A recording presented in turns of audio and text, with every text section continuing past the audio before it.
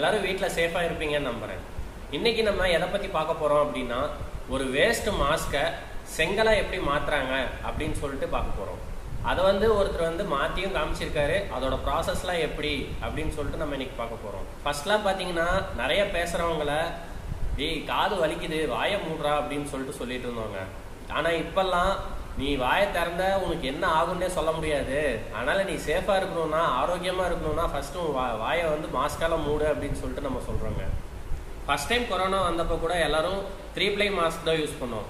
ஆனா இந்த ரெண்டாவது அலை வந்ததுல இருந்து எல்லாம் 3-plyல இருந்து 6-ply மாஸ்க் யூஸ் பண்ணிட்டு இருக்கோம். அதாவது எல்லாம் டபுள் மாஸ்கா எல்லாம் யூஸ் பண்ணிட்டு இருக்கோங்க.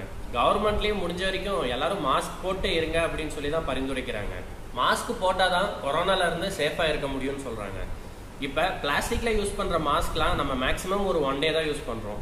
இப்ப பிளாஸ்டிக்ல வேற என்ன யூஸ் பண்றாங்கன்னு பாத்தீங்கன்னா, மாஸ்க், இந்த டிஸ்போசல் கேப்பு, பிபிஇ கிட்டு, இந்த மாதிரி விஷயங்கள்லாம் பிளாஸ்டிக்ல யூஸ் பண்றோம். நிறைய பேர் பாத்தீங்கன்னா இந்த மாஸ்கை கிளாத்ல யூஸ் பண்றாங்க. இருந்தாலும் பப்ளிக் ஏரியாவான hospital, industries, market, bus stand, இந்த மாதிரி இடத்துல நிறைய பேர் மேக்சிமம் பிளாஸ்டிக்ஸ் தான் யூஸ் பண்றாங்க. அப்படி பிளாஸ்டிக்கா யூஸ் பண்ற மாஸ்கை இல்ல gloves, disposable gloves, disposable PPE kit, அந்த மாதிரி யூஸ் பண்ற மெட்டீரியலை தூக்கி தான் குப்பையில போடுறாங்க. அப்படி நம்ம குப்பையில போடும்போது பாத்தீங்கன்னா சுற்றுப்புற சூழலை பாதிக்குது, மாசையும் ரொம்ப அதிகப்படுத்துதுங்க. சரி, இதுக்கு என்னதான் வழி அப்படின்னு சொல்லி பார்த்தோம்னா, இந்த கொரோனா தடுப்பு கவசங்களான இந்த பொருளை ஒரு செங்கலா மாத்துறாங்க. அது யாரு அப்படின்னு சொல்லி பார்த்தோம்னா, நம்ம இந்தியால, அதுவும் நம்ம டெல்லியில. இவர் யாருன்னு பார்த்தோம்னா, நம்ம இந்தியால டெல்லியில இருக்க பினேஷ் திசை அப்படின்றவர் தாங்க. இவருக்கு வயசு பாத்தீங்கன்னா 28 வயசு தாங்க ஆகுது. இந்த பினேஷ் திசை என்ன பண்ணிருக்காரு அப்படின்னு பாத்தீங்கன்னா, நம்ம ஒன்ஸ் யூஸ் பண்ண மாஸ்க், கிளவுஸ், பிபிஇ கிட்டு, இந்த மாதிரி பொருள் எல்லாம் மறுசுழற்சி பண்ணி செங்கலா சேஞ்ச் பண்ணிருக்காருங்க. அதாவது தேசிய பசுமை தீர்ப்பாயம் மற்றும் மாசு கட்டுப்பாடு வாரியம், இவங்க 2 பேரும் கொடுத்த அறிக்கையின்படி சராசரியா நம்ம நாட்டுல சாதாரணமா பாத்தீங்கன்னா 609 மெட்ரிக் டன் மெடிக்கல் வேஸ்டேஜஸ் உற்பத்தி ஆகுதுங்க. அதுவும் இந்த கொரோனா டைம்ல பாத்தீங்கன்னா ஒரு நாளைக்கு சுமார் 101 மெட்ரிக் டன் மெடிக்கல் வேஸ்டேஜஸ் உற்பத்தி ஆகுதுங்க.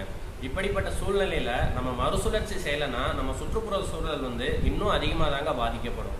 இந்த மெடிக்கல் வேஸ்டேஜா போடுற பிபிஇ கிட்டு, மாஸ்க், இதெல்லாம் பாத்தீங்கன்னா 52% மற்றும் பைண்டர் அப்படின்னு சொல்லப்படுறது 3%, மீதி 45% பாத்தீங்கன்னா வேஸ்ட் பேப்பர்களாகவும் சேர்ந்து செய்யறது தாங்க இந்த செங்கல். இதுல மெடிக்கல் வேஸ்டேஜ் ஆன பிபிஇ அண்ட் மாஸ்க் இதெல்லாம் பாத்தீங்கன்னா ஒரு 52%, அப்புறம் பைண்டர்னு சொல்லப்படுறது ஒரு 3%, அப்புறம் பாத்தீங்கன்னா மீதி இருக்க 45% பாத்தீங்கன்னா வேஸ்ட் பேப்பர். இது மூணையும் சேர்ந்து பண்றது தாங்க இந்த செங்கல்.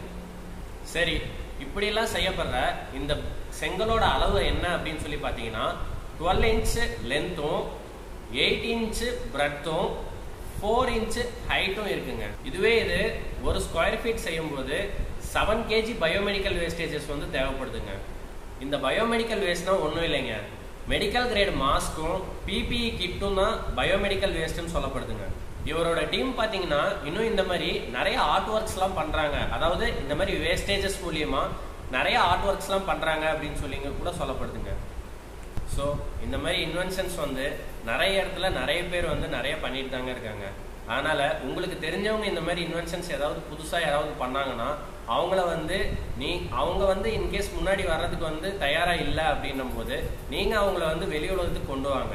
இந்த மாதிரி நீங்க ஸ்ப்ரெட் பண்ணாதான் நம்ம இந்தியால பாத்தீங்கன்னா நிறைய பேர் இந்த மாதிரி எவ்வளோ இன்வென்டர்ஸ்லாம் இருக்காங்க. அவங்கள நம்ம முடிஞ்ச வரைக்கும் வெளியில கொண்டு வந்தாதான் நம்ம இந்தியாவும் டெவலப் ஆகுங்க. ஓகே ஃப்ரெண்ட்ஸ், இந்த விஷயம் நிறைய பேருக்கு தெரிஞ்சிருக்கலாம், நிறைய பேருக்கு தெரியாம கூட இருக்கலாம். அப்படி தெரியாம இருக்கவங்களுக்கு இந்த வீடியோவை பார்த்து தெரிஞ்சிருப்பீங்கன்னு நான் நம்புறேன். மறக்காம நம்ம வீடியோவை லைக் பண்ணுங்க, ஷேர் பண்ணுங்க, சப்ஸ்கிரைப் பண்ணுங்க, மறக்காம பக்கத்துல இருக்க அந்த பெல் பட்டனை கிளிக் பண்ணுங்க. Until see you in the next video. Bye.